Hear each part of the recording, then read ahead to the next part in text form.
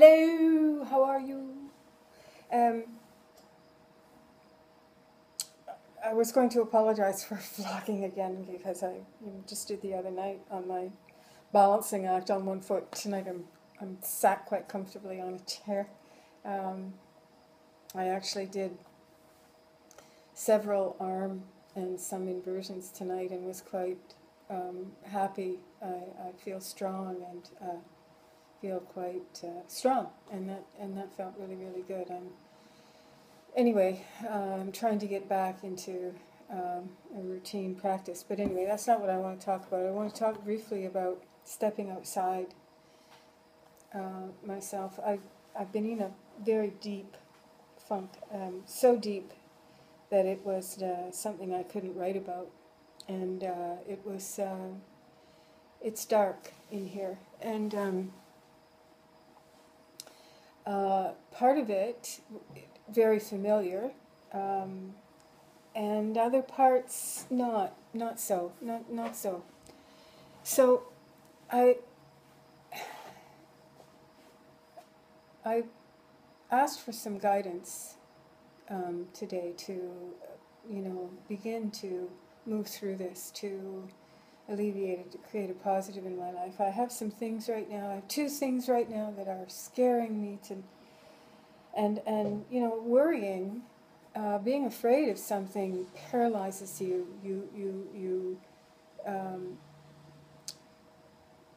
It paralyzes your body. It's and it's cellular when it's a deep fear. When it's a when it's and when it's when there's some credibility to it. That being said, that paralysis then exacerbates oftentimes the issue that created the fear. I remember Eckhart Tolle talking about worry and saying, "Are you all right in this moment?" Mm-hmm. And you can answer yes or no. And the worry does the worry resolve anything, or does it make you feel awful? And of course it's usually the latter. Then what good is worry? On the body level, it's quite destructive.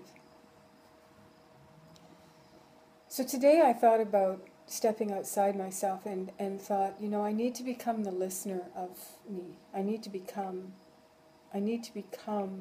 a friend to me. I need to listen to what goes on in my head the way that I would listen to a friend or a loved one or a stranger, for that matter, who was hurting or in need or struggling. And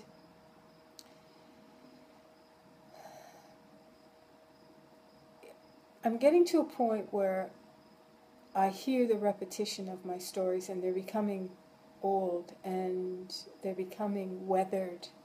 And it's time that I let them fall away. And I catch myself, I can hear it saying, enough, let it go. And that's a freeing, wonderful feeling. By nature, I'm cerebral, which just means that I live in here. I'm living in here. I guess, the actor, singer, writer kind of persona. I live inside my head. And while that can be a wonderful place, with big dreams and beautiful pictures and lovely words and sounds, it can be hell when it goes awry. So that's why I needed to say to myself today, what do you need to do? What do you need to do to move through this current funk that is manifesting new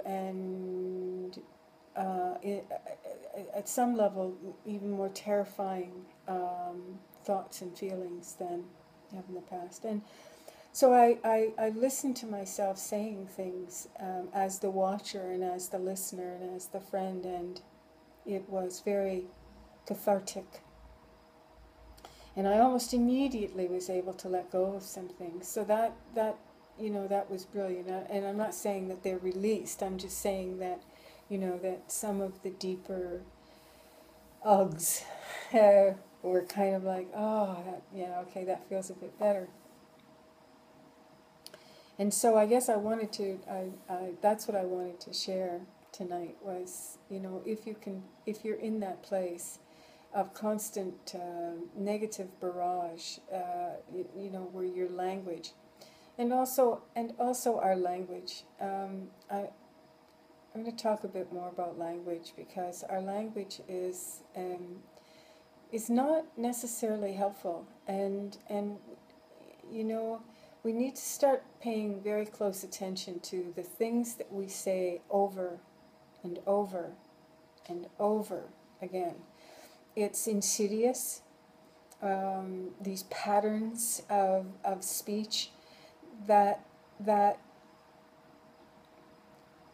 look at things in a negative light, and once that negative thought bubble is out there, it's out there, and it starts from within. So it's not like you're releasing. It's not like it's not like you've turned that negative bubble into a happy bubble or a lovely bubble or a positive bubble. You've set it free in all of its negative glory.